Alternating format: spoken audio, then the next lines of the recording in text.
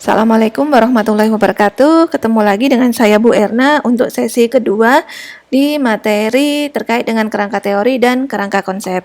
Kita baca doa sebelum belajar lagi. Raditu billahi robba wa bil islami dina wa bi Muhammadin nabiyya wa rasula rabbi zidni ilma warzuqni hikmah.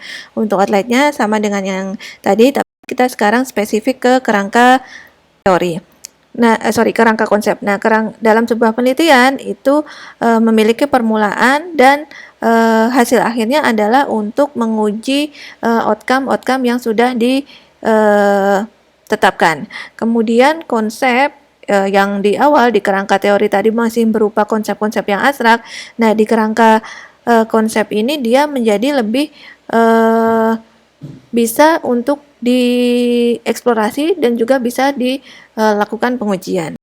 Dari definisinya sendiri, kerangka konsep adalah proses yang melibatkan mapping out atau membuat gambaran, membuat peta, kemudian memvisualisasikan dari thread-thread teori tadi, komponen-komponen teori tadi untuk membentuk sebuah diagram yang bisa mempresentasikan atau menunjukkan adanya hubungan di antara komponen-komponen dari teori tersebut. Kemudian, apa sih sebenarnya perbedaan antara kerangka teori dan kerangka konsep? Nah, yang pertama adalah bahwa di dalam kerangka teori itu memberikan seperangkat ide yang luas atau yang masih sifatnya umum, di mana penelitian tersebut akan dilakukan. Sementara kalau di dalam kerangka konsep itu dia menjadi lebih spesifik. Bagaimana ide-ide tersebut akan digunakan peneliti di dalam penelitiannya. Kemudian kerangka teori itu berdasarkan teori yang ada atau teori-teori dari literatur yang sudah dilakukan pengujian dan divalidasikan oleh peneliti-peneliti atau ilmuwan yang lain. Nah, kalau kerangka konsep itu adalah berdasarkan konsep yang merupakan variabel utama dalam sebuah penelitian. Kemudian perbedaan yang lain adalah di dalam kerangka teori itu membentuk model yang menjadi dasar dari sebuah penelitian dengan eksponennya apa atau komponen-komponennya apa, kemudian hasil penelitian sebelumnya itu seperti apa. Di dalam kerangka konsep, peneliti itu membentuk sendiri, menyusun sendiri kerangka kerja yang akan dilakukannya, modelnya seperti apa, sehingga antara satu penelitian dengan penelitian yang lain, walaupun mungkin topiknya hampir sama, tapi kerangka konsep itu akan berbeda karena dia memiliki sudut pandang atau fokus yang berbeda. Perbedaan yang lain adalah bahwa di dalam kerangka teori itu adalah dia well developed, well designed, dan juga sudah diterima dengan baik. Karena apa? Karena dia adalah merupakan tadi teori-teori yang sudah ada, yang sudah teruji, kemudian juga sudah tervalidasi oleh ilmuwan yang lain. Nah, kalau di dalam kerangka konsep itu masih belum bisa diterima karena masih berupa proposal bagaimana peneliti akan menjawab masalah penelitian yang sudah ditetapkan. Kemudian di dalam kerangka konsep adalah menunjukkan secara logikanya bagaimana penelitian atau inquiry dalam penelitian tersebut akan dilakukan. Misalnya apakah bentuknya sistem bahwa misalnya nyeri, kemudian ada slow back massage, kemudian bagaimana nyeri tersebut akan berkurang misalnya, atau bagaimana menjadi lebih rileks. Kemudian juga di dalam kerangka konsep ini terdiri dari konsep-konsep yang saling berhubungan untuk menjelaskan adanya hubungan di antara konsep-konsep tersebut. Dan kerangka konsep itu bertujuan untuk encourage perkembangan dari sebuah teori yang nanti akan berguna di prakteknya atau dalam misalnya di keperawatan, dalam pelayanan keperawatan itu bagaimana teori tersebut akan dapat berguna. Nah, kapan kita melakukan konseptualisasi? Nah, kita melakukan konseptualisasi yang pertama saat kita menentukan definisi dari sebuah variabel. Kemudian apa makna dari kata atau dari terminologi atau dari ide yang kita gunakan. Kemudian kata yang benar-benar kita gunakan itu apa. Jadi bahasanya itu bukan bahasa yang ngawang-ngawang lagi, tapi bahasa yang operasional, apa yang akan kita lakukan. Kemudian ada boundaries nggak, ada batasan tidak dari terminologi yang kita gunakan. Kemudian ada contrary example atau enggak, ada contoh yang kontras atau tidak, seperti itu. Nah, dalam konsep ini yang pertama dia sebaiknya adalah memudahkan atau membuat interpretasi dari sebuah subjek. Kemudian dapat menganalisa subjek, apa yang menjadi permasalahan dalam subjek tersebut, kemudian sintesa dari beberapa bagian menjadi sebuah unit. Kemudian adanya similaritas, adanya perbedaan, kemudian juga akan dapat membuat kita sebagai peneliti untuk membuat value judgment. Bagaimana kita menilai terhadap sesuatu. Kemudian di konsep ini juga akan memperluas atau memperluas wawasan kita. Nah, bagaimana kita mengembangkan kerangka konsep dalam penelitian kita? Ada 4 hal utama. Yang pertama adalah kita harus bisa mengidentifikasi konsep-konsep yang relevan. Kemudian mendefinisikan konsep-konsep tersebut, kemudian melakukan operasionalisasi dari konsep tersebut. Jadi operasionalisasi di sini adalah bagaimana konsep tersebut akan kita lakukan berdasarkan yang akan kita lakukan, jadi bukan berdasarkan teori lagi. Kemudian juga mengidentifikasi apakah ada variabel-variabel yang menjadi variabel perantara atau variabel-variabel pengganggu. Kemudian juga mengidentifikasi hubungan antara variabel-variabel tersebut. Nah, konsep di dalam penelitian sendiri adalah seperti kerangka teori dan dapat meliputi penelitian dari sebuah konsep atau fenomena. Kemudian misalnya konsep terkait dengan attachment pada anak-anak usia muda, kemudian bagaimana identitas pada anak-anak sekolah, kemudian bagaimana helplessness itu pada misalnya pada korban-korban KDRT. Misalnya konsep yang akan kita teliti seperti itu. Nah, kenapa kok kerangka konsep itu berguna? Karena apa? Karena kerangka konsep itu memberikan gambaran bagi penelitian beberapa hal. Di antaranya adalah akan dapat memberikan kemudahan pada peneliti untuk memudahkan deskripsinya. Jadi dari apa menjadi bagaimana dan mengapa gitu. Jadi tadi lebih sifatnya adalah lebih operasional. Bagaimana itu akan dilakukan? Kenapa itu harus dilakukan? Kemudian kerangka konsep itu juga memberikan penjelasan kepada peneliti apa yang akan digunakan tadi untuk melakukan definisinya. Juga bagaimana membuat supaya data itu menjadi make sense dari pertanyaan-pertanyaan penelitian yang muncul. Selain itu, kerangka konsep juga sebagai alat untuk memfilter dalam memilih pertanyaan yang tepat dan datanya harus bagaimana kita kumpulkan. Kemudian juga menjadi batasan kerja kita. Sampai mana penelitian kita itu? Batasannya sampai apa, kan tidak mungkin semuanya akan dilakukan penelitian. Nah, walaupun tadi disebutkan ada beberapa manfaatnya, ada juga keterbatasan dari kerangka konsep ini. Karena apa? Karena kerangka yang pertama masalahnya adalah bias. Karena apa? Karena ini dipengaruhi oleh pengalaman dan pengetahuan dari individu. Kalau misalnya individu peneliti tersebut masih peneliti pemula, nah itu kerangka konsepnya juga masih belum bisa disamakan dengan peneliti yang memang dia sudah melakukan penelitian, memiliki pengalaman penelitian sekian tahun, memiliki pengalaman sekian kali. Kemudian saat jadi itu yang disebut dengan initial bias. Kemudian kelemahan yang kedua adalah ongoing bias. Jadi bias yang terus berlanjut. Karena apa? Karena saat sekali kerangka konsep itu dibuat atau dikembangkan, itu akan mempengaruhi peneliti bagaimana dia akan berpikir, dan akhirnya karena itu mempengaruhi bagaimana proses berpikirnya, hasilnya pun juga bisa yang baik, atau misalnya ada beberapa hal yang ternyata memang penting tapi malah menjadi diabaikan dalam penelitian tersebut.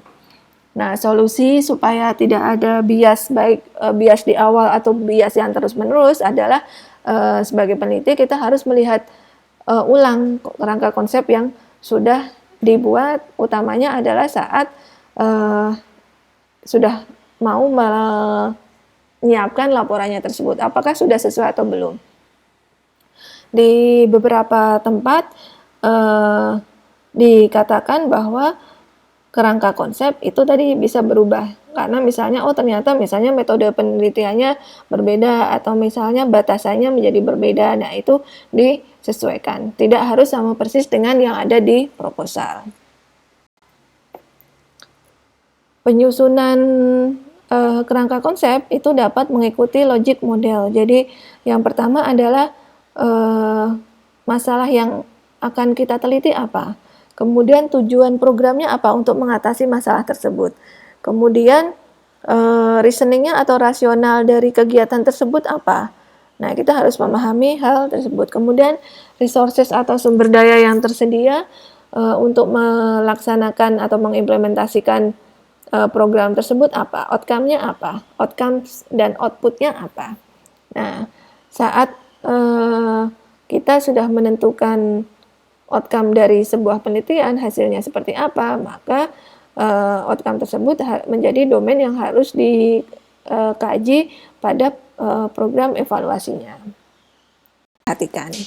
Nah, ini komponen-komponen dari logic model kalau sebenarnya untuk bisa memudahkan kita dalam membuat kerangka konsep dari problem statement, kemudian tujuannya apa, outcome-nya apa. Jadi yang pertama adalah problem statement, rumusan masalah penelitiannya apa.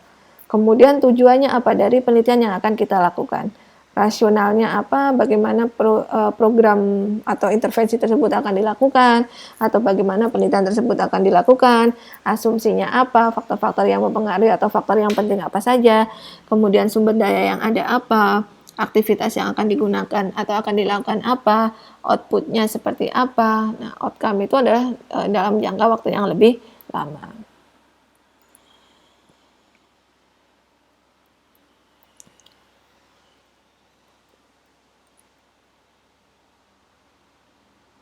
Oke, nah ini bisa contohnya, tapi biasanya kalau yang seperti ini adalah dia merupakan hasil dari penelitiannya, tapi juga bisa menjadi kerangka konsep kalau memang misalnya dalam penelitian khususnya kualitatif, tapi dalam penelitian kualitatif biasanya tidak diperlukan untuk membuat kerangka konsep. Karena apa? Karena batasan-batasannya memang tidak sejelas saat misalnya melakukan penelitian kuantitatif. Nah, mungkin kita bisa mulai menggambarkan kerangka konsepnya. Kalau misalnya sudah ada gambaran atau sudah punya ide, nah bisa mulai. Nanti silakan untuk didiskusikan di my class. Oke, selanjutnya adalah mengembangkan hipotesis penelitian. Nah, dalam hipotesis penelitian, yang pertama adalah kita kaitannya dengan pertanyaan penelitian. Jadi pertanyaan penelitian itu secara umum dia mengidentifikasi dengan jelas variabel-variabel apa yang menjadi pertimbangan dalam penelitian tersebut. Kemudian populasinya apa? Kalau kita ingat kan dalam kuantitatif, PICO dalam kualitatif ada populasi, intervensi, kemudian comparison, kemudian juga outcome. Kemudian kalau misalnya dalam kualitatif ada population atau ada fenomena apa yang akan kita teliti, kemudian population, fenomena of interest-nya, kemudian konteksnya di mana. Nah, itu yang kalau dalam hipotesis kaitannya adalah dengan penelitian kuantitatif. Jadi populasinya, ada intervensi atau tidak yang akan dilakukan, ada komparasi atau tidak yang akan sebagai pembanding, kemudian outcome-nya apa. Nah, ini yang di sesi pertama tadi sampai ke muncul masalah penelitian. Nah, dalam penyusunan pertanyaan penelitian itu bisa secara deduktif atau bisa secara induktif. Jadi atau kita dapat mendapatkan rumusan penelitian atau mendapatkan merumuskan pertanyaan penelitian. Kalau misalnya deduktif itu berarti dia dimulai dari melakukan observasi terlebih dahulu atau melihat fenomena yang ada, kemudian melihat polanya bagaimana, kemudian baru menyusun hipotesis tentatif, kemudian dikaitkan dengan teorinya. Nah, kalau yang induktif itu yang kebalikan, jadi melihat dari teori dulu. Nah, dari teori tersebut kan tadi ada preposisi-preposisi. Preposisinya apa? Oh, preposisi A dia berhubungan dengan B. Nah, berarti hipotesisnya juga mengambil dari situ. A berhubungan dengan B, kemudian melakukan penelitiannya, kemudian akan bisa terkonfirmasi apakah hipotesisnya tersebut diterima atau ditolak. Dari definisinya ada beberapa definisi dari Sarantakos, kemudian dari MacLeod and Hockey. Nah, ini tahunya memang agak lama karena untuk penelitian-penelitian textbook walaupun ada update tapi biasanya juga mengambil dari referensi yang cukup lama. Jadi hipotesis itu dapat didefinisikan sebagai penjelasan tentatif dari sebuah masalah penelitian. Possible outcome-nya seperti apa, kemudian juga termasuk memperkirakan hasil penelitian itu akan seperti apa. Apakah bisa meningkatkan kenyamanan misalnya, atau tadi terkait dengan aktivitas fisik itu bisa mengurangi kelelahan. Nah, itu yang dirumuskan dalam hipotesis. Jadi hipotesis ini selalu dalam bentuk pernyataan deklarasi dan mereka berhubungan baik secara general atau secara spesifik dari variabel ke variabel satu ke dengan variabel yang lainnya. Kemudian hipotesis ini dari MacLeod merupakan pernyataan atau penjelasan yang didukung oleh pengetahuan dan juga observasi, tapi belum dibuktikan. Nah, untuk hipotesis bahwa dia harus dapat diuji apakah benar atau tidak, misalnya, terbukti atau tidak. Kemudian hipotesis itu bukan pernyataan secara nature-nya secara nature-nya hipotesis itu harus dapat yang diuji. Kemudian hipotesis itu bukan pernyataan atau pertanyaan yang terkait dengan etik atau moral. Jadi apakah tidak bisa seperti itu karena memang apakah A berhubungan dengan B, atau misalnya intervensi tadi exercise itu bisa meningkatkan kualitas hidup pasien yang menjalani HD. Kemudian tidak boleh juga terlalu spesifik atau terlalu general. Kemudian hipotesis sendiri merupakan prediksi dari sebuah atau prediksi konsekuensi yang ada dari sebuah penelitian. Dan dalam hipotesis itu tetap dianggap bermakna meskipun misalnya akhirnya terbukti salah gitu. Jadi misalnya suatu peneliti merumuskan, misalnya ada satu penelitian dari kakak kelas Anda bahwa dia dalam hipotesisnya perilaku self-care itu berhubungan dengan frailty index. Ternyata dalam penelitiannya tidak. Nah, itu tidak perlu kecewa, tapi perlu dibahas kenapa kok ternyata tidak berhubungan. Ada faktor apa yang mempengaruhi di situ.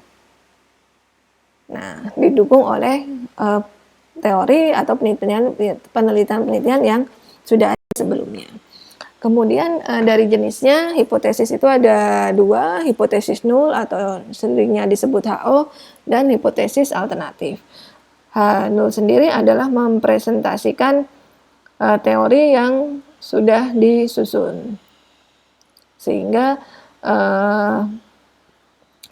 dia dipercaya benar dan digunakan sebagai basis untuk argumen, tapi belum dibuktikan. Kemudian H0 ini akan memiliki efek yang serius jika decision-nya tidak dibuat dengan tepat. Kemudian hipotesis alternatif, ada yang menyebutnya H1, ada yang menyebutnya HA, adalah pernyataan bagaimana hipotesis tersebut dikembangkan. Nah, berkebalikan dengan hipotesis nol. Jadi pada H ini hanya akan dapat dicapai jika H0-nya tersebut ditolak. Nah, ini perlu nanti uji statistik. Contohnya misalnya untuk hipotesis nol, maka bisa dinyatakan bahwa tidak ada perbedaan antara obat baru dengan